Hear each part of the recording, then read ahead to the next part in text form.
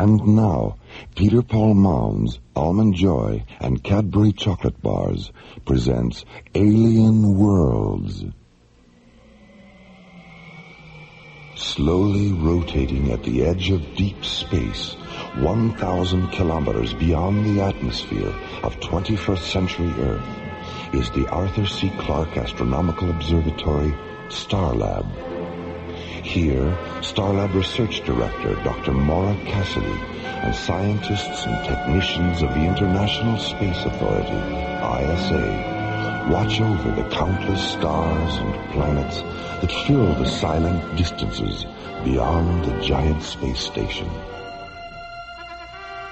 It is November 3rd, 2028, as this week's episode, The Kilohertz War, reminds us how suddenly and mysteriously one man's science fiction can become another man's science fact on the threshold of alien worlds.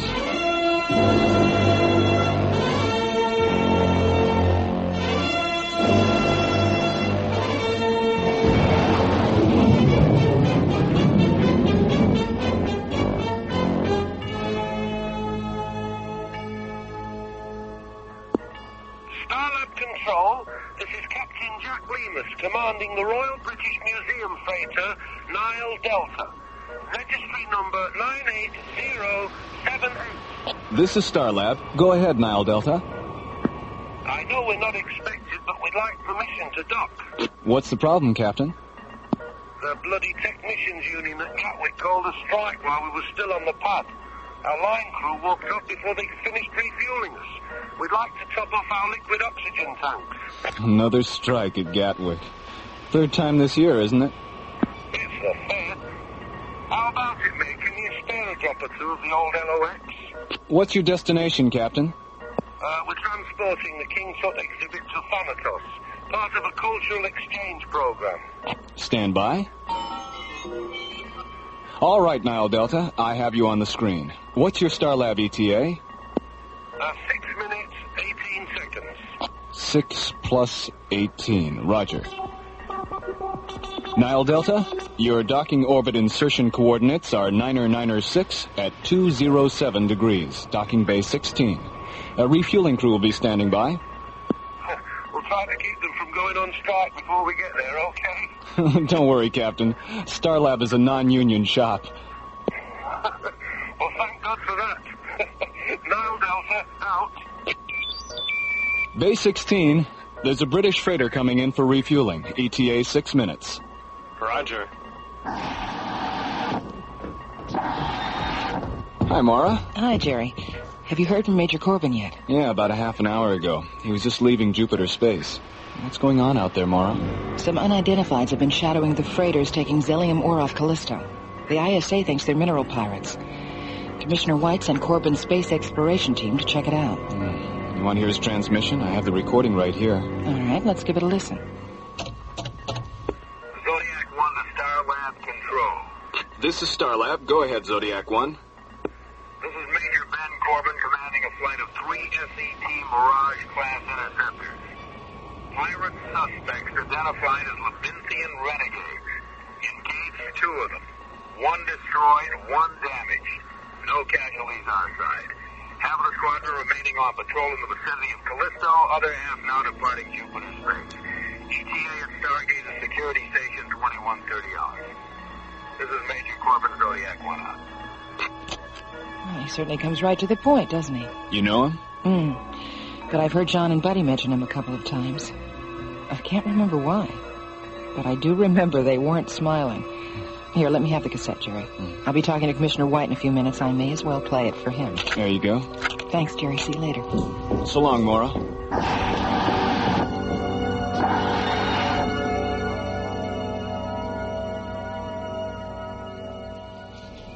Stargate to security station 2130 hours. This is Major Corbin, Zodiac 1 out. That's it, Commissioner. Well, thanks for getting it to me so fast, Maura. Is there anything else we should talk about? The tape you sent up concerning the Tyrillian military exercises on Mars. I thought Tyrillia was anti-military. But she is more, but two planets in their system have declared war on each other. And Torellia's sitting right in the middle. They're working up a tactical space force to protect themselves. They hate to do it, but they have no choice. Why are they testing on Mars? Well, its atmosphere is Torellian compatible for one thing, and it's uninhabited for another. You see, Torellia is very densely populated. They didn't want to take the chance of hurting any of their people if an experimental weapon malfunctioned or one of their prototype ships crashed. Sounds like they've got a lot of soul as well as a lot of sense. Yes. Well, I'd better sign off now, Maura, and try to get home.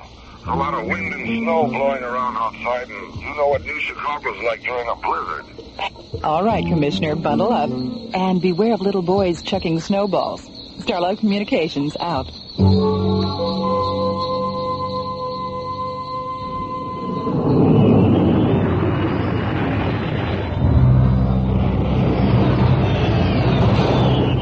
Major Corbin. It's coming through on the Earth disaster frequency now, and it just tripped the override on the fail-safe attack circuit. Punch it up in here. The vanguard of an invading army from the planet Mars. An emergency. San Diego burned into the explosive military operation Mars. 2,000 feet. After unleashing their deadly assault. This is Captain Lansing of the evacuation. Blackout communication. I told the ISA not to allow those aliens to run loose on Mars. Have you been able to raise Starlab yet? No, sir, and we've been trying for over an hour now. The Torellians probably took out Starlab on their way to Earth. All right, Captain. Flash the pre-combat alert to the other ships. We're going to Mars.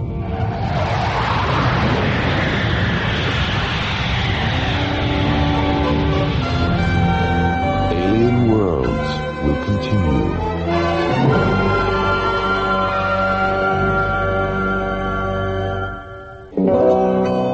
This woman's sorry for keeping you guessing. You never know what I'll do. That's why I'm here confessing. It's because sometimes I feel like a nut, sometimes I don't. Joy's got nuts, Mounds don't. Joy's got chocolate eating, coconut and munchy nuts too. Mounds got chocolate eating and chewy coconut. Ooh. Sometimes I feel like a nut, sometimes I don't. Joy's got nuts, Mounds don't. Because sometimes I feel like a nut, sometimes I don't. Sometimes I feel like a nut, sometimes I don't. Sometimes I feel like a nut, sometimes I don't.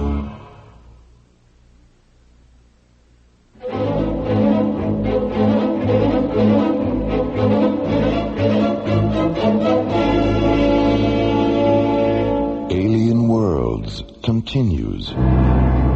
Given permission by the ISA to experiment with defensive spacecraft in the Martian atmosphere, Torellia sends 200 prototype gunships to the Red Planet for testing.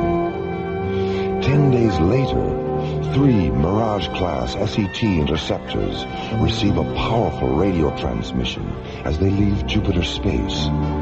The transmission overrides their Earth disaster frequency and fail-safe attack circuits, and is filled with a confusion of voices describing an attack on Earth from Mars.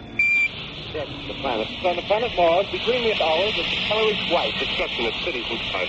5 minutes after the transmission is received, Major Ben Corbin, who commands the interceptors, orders his executive officer to contact Starlab for confirmation of the attack. Have you been able to raise Starlab yet? No, sir, and we've been trying for over an hour now. The Torellians probably took out Starlab on their way to Earth. All right, Captain, flash the pre-combat alert to the other ships. We're going to Mars. Open a close proximity channel. I want to talk to the other ships. Yes, sir.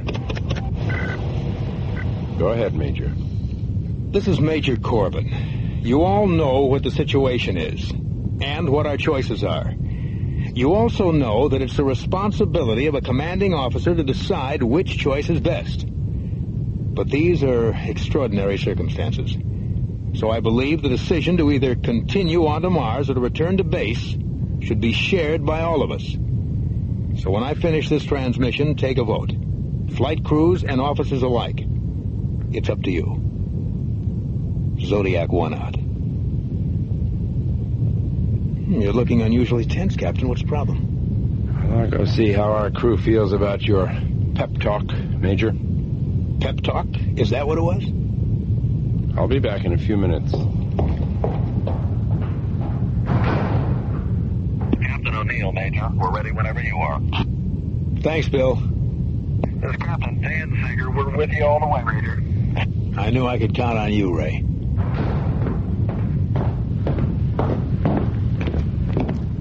Well, what's the verdict, Captain? Pearson thinks we should return to base and wait for orders. Mm-hmm. What about the others? They're willing to go for it. Fine. What about you? I'm inclined to agree with Pearson. Why? Well, on a strictly legal level, any kind of military action without direct orders is a violation of the ISA Charter. Mm-hmm. With the exception of self-defense. What else? I don't think we have enough evidence to prove that the Earth is actually under attack. Let's hold off until we can authenticate the transmission. That transmission's been coming through for 2 hours now. And during those 2 hours, we haven't been able to contact Starlab or get a single response from the ISA on Earth. That is authenticity enough for me. All right. Suppose the Earth is under attack. 70 to 1 odds isn't retaliation. It's suicide. Come on now, Captain. You can be critical without being insubordinate. I don't know. Maybe I can't. Where's the line? It would help if you try to be a little more objective, Captain.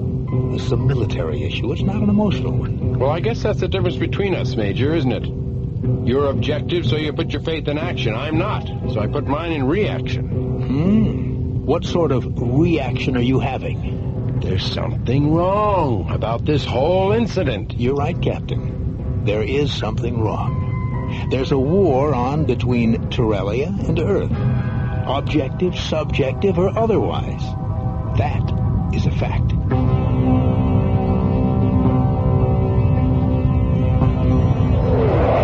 Flying in a tight triangular formation, the tips of their delta-shaped wings nearly touching, the 3 sleek white interceptors of Major Corbin's Zodiac flight execute a 360-degree roll and rocket away toward Mars.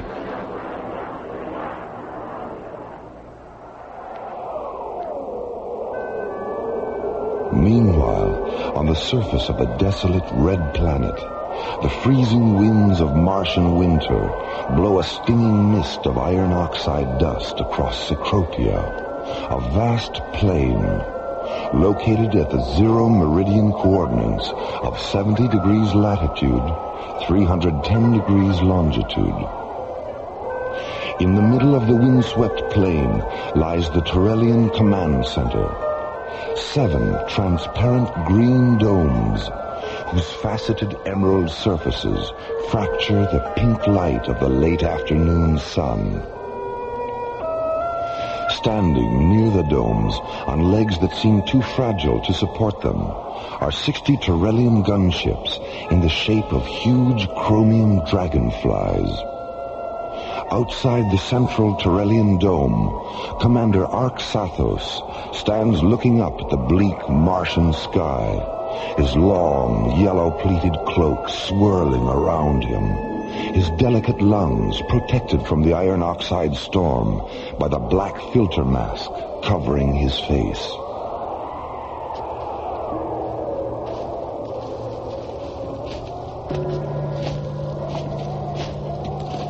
Arxathos, the purification elements on our masks are nearly saturated. It's time we return to the dome. The 2nd and 3rd air garrisons, where are they, Sinparva? They should have returned by now. The planet is larger than we thought, and the targets we selected are in a night region. Our ships have never flown in darkness before. Have you seen to the one that fell onto the ice cap? 3 surface crawlers have been dispatched to bring it here. How many of our flyers were killed? We won't know until the crawlers reach the impact site. Sinparva, Corellia was never meant to be. What's up, us? Take me into the dome. My mask. The elements have terminated.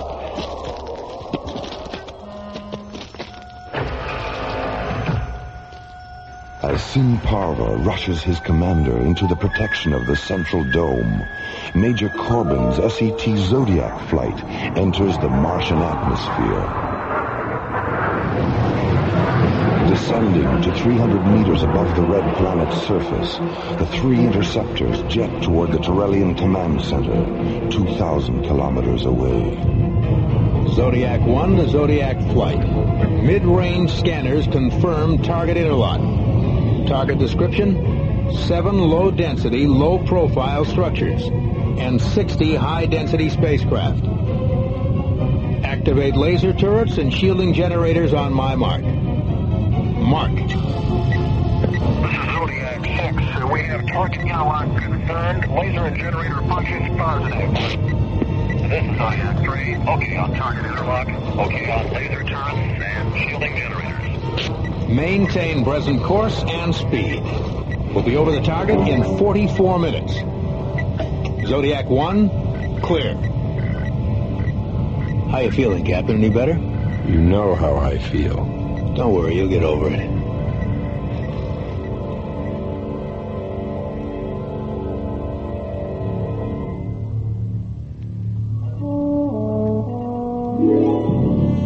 Solaris to Starlab Control.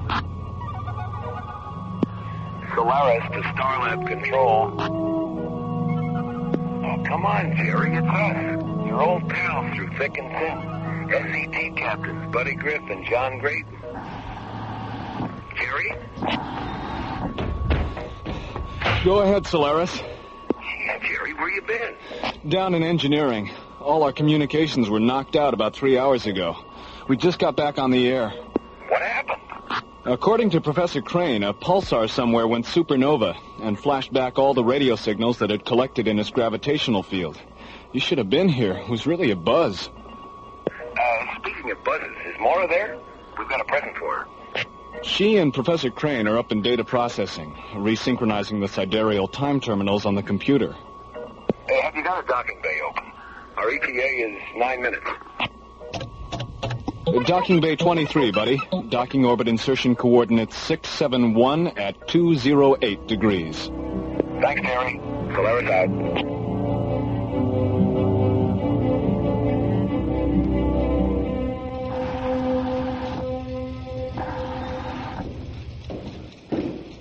Hello, Maura. Hiya, Maura. Hi, buddy. Professor Crane. John. Buddy, good to see you. How's it going? Jerry told us what happened. We just finished. What's in the box? It's a present from Phil Maxwell. Here. Be careful. Don't spill it. Oh, it's beautiful. What is it? It's a fish, Maura. Yes, I can see that. But what kind? It's a flarn, a Serenian glowfish. Phil picked up a couple on Cronus. He thought you'd like to have one for your aquarium. That was really nice of him. Does it have a name? Yeah. Winston. A flower named Winston? That's right. Well, does Winston need any special food or anything like that? Yeah, my wife has one in her aquarium, Maura. Just put him in the water and forget about him. Glowfish live on light. Dr. Cassidy, this is communications. What is it, Molly? We're monitoring the intership transmission from Major Corbin's Zodiac flight. They've just attacked the Torellian Command Center on Mars. On Mars? I'll be right out. Here, Professor. Hold my fish.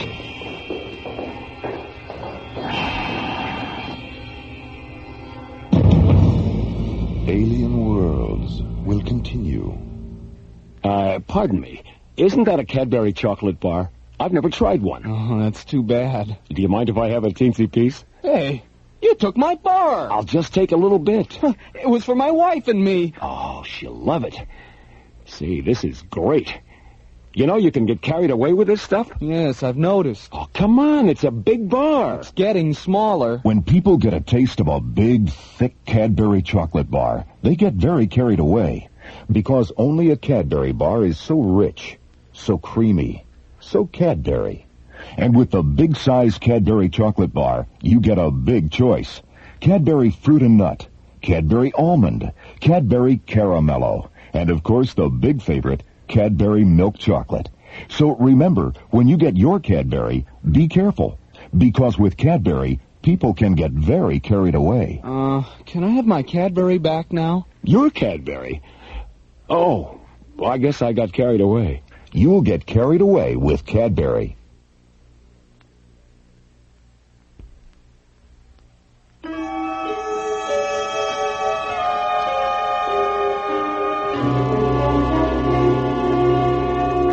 Alien Worlds continues. A powerful radio transmission has tripped the fail-safe attack systems of 3 SET interceptors. A transmission filled with distorted human voices describing an attack on the Earth from Mars. After unleashing their deadly assault, this is Captain Lansing of the evacuation. Flash out communication due to the inconvenience of difficulty with transmission. When Starlab and ISA headquarters on Earth failed to acknowledge his calls for confirmation of the attack, Major Ben Corbin reaches a tragic conclusion. The alien assault is real.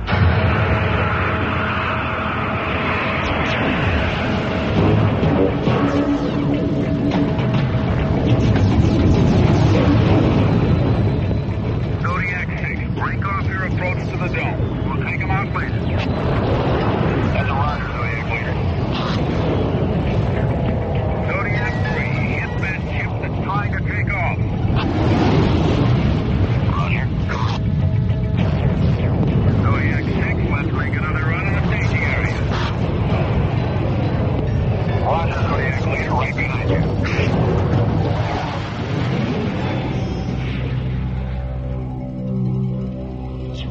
Simparva, where did they come from? They were flying too fast for our senses. We had no warning. Have you tried to contact them? They don't respond. Then we have no other choice but to defend ourselves. Open the barrage domes.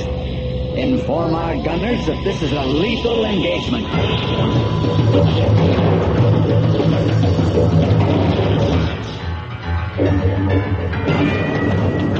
Zodiac leader to Zodiac flight. Regroup at 179. Switch over to target grid yellow, and we'll go around again.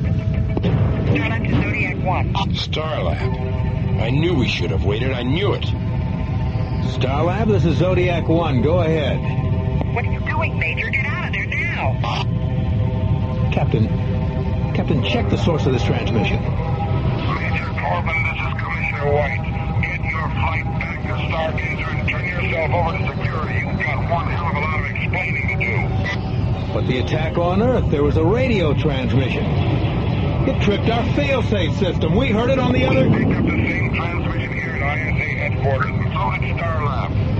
Zodiac 6 to Zodiac leader. Pull up, Major. The Trellians have opened up a good radar, and they're tracking you. Major, how much convincing do you need? If you don't give the order to break off this attack, I will. Zodiac leader to Zodiac flight. Return to base. Repeat, return to... Direct hit on the starboard thrusters. We've lost the automatic guidance circuits. Switch to manual. Attitude gyros are gone. Co-pilot to crew, get to your crash positions. We're going in.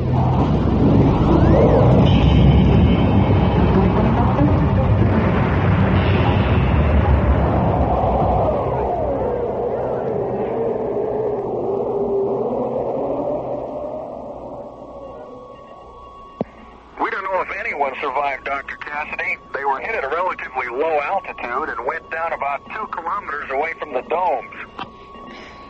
All right. Your orders are to come directly to Starlab. Commissioner White's on his way up. That's Roger, Starlab. Zodiac 6 out. I've finished analyzing the tape Jerry made during the pulsar flash, Mara. The frequency of the predominant voices and the frequency of the fail-safe override are exactly the same. 880 kilohertz.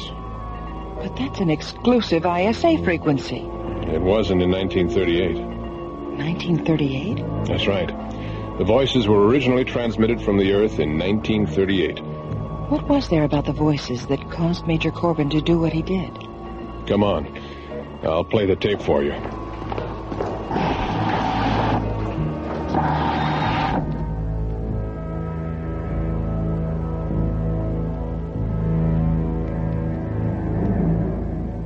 Whatever possessed you to do this thing, Major Corbin? 3 men killed in the crash of your ship. 9 others seriously harmed. Captain Vogel critically injured. 20 Turellian flyers lost. The transmission. We thought you were attacking the Earth. I did what I thought was right. Did you contact Starlab for confirmation? Did you contact Commissioner White? We couldn't reach them. Then why didn't you contact us? It never occurred to me. Military uniforms are unfortunate things, Major. So very little does occur to the ambitious patriots who wear them. Park's office. Yes, Sinparva? A transmission from Commissioner White has come through. He wants to talk to you. Sinparva, your eyes. Is there something else? There was nothing our physicians could do. Captain Vogel just died. Oh, my God. My God. Between the hours of tolerance wide destruction of cities and countries in the evacuation. Tonight, the Columbia Broadcasting System and its affiliated stations coast to coast has brought you The War of the World by H.G. Wells, featuring Orson Welles and the Mercury Theater on the air. Next week, we present a dramatization of 3 famous short stories. This is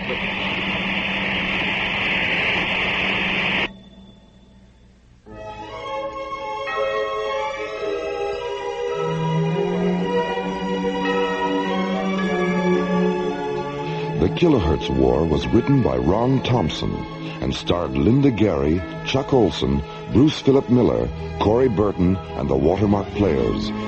With special guest stars Casey Kasem, Jeffrey Lewis, Joe Baker, Olin Soule, Richard Paul, and Pete Renaday. Associate producer Ron Thompson. Music director Tom Rounds. Engineer Stu Jacobs. Technical consultant Peter Sky. Assistant to the producer, Roger Brossi. Alien Worlds was created, produced, and directed by Lee Hansen and is distributed by Watermark Incorporated. And so until next week, this is Roger Dressler inviting you to join us for another journey into the elsewhere and elsewhen of Alien Worlds.